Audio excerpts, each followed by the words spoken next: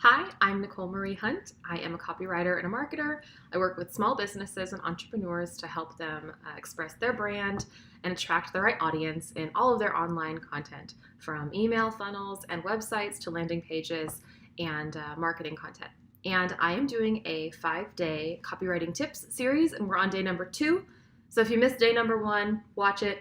There is no order to these things, so you don't have to watch it right this second, but put it on your list. So anyway, day number 2. And today I want to talk about feeling like salesy or pushy or like used car salesman or whatever. So a lot of people, when they're writing a sales page or copywriting content, they tend to go in one of two directions, and neither is great.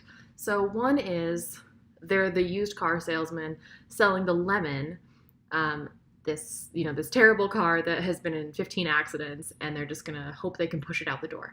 And that's what they're doing with their copy. And the other side is the people who are like hemming and hawing, and they don't want to make the sale, and like, click here if you want to, but they're not really selling what they have. And they go that way because they're afraid of being too salesy.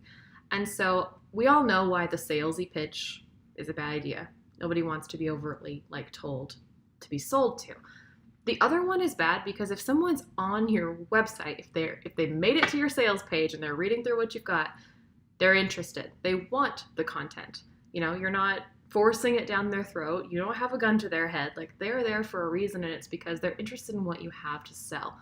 So you don't have to be salesy, but you do have to outline, this is what you're going to get. This is why this product is important for whatever your situation is. Like, paint them a picture and let them really see what the benefits are of choosing you and choosing your service, because that's why they're there. You don't have to feel bad about that. So when you're writing your sales page, the copy tip is make sure you're not hemming or moving too far on the side of caution when it comes to not wanting to sound salesy. You can always rein in. If you've written a sales page, you can always rein in and make it seem more personable.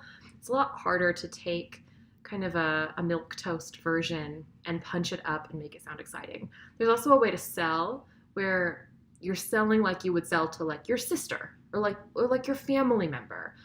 So it's respectful, and it understands that your client is smart and capable, and you're just here to facilitate this transaction. You're just here to outline what they have, and if they want to buy it, they want to buy it.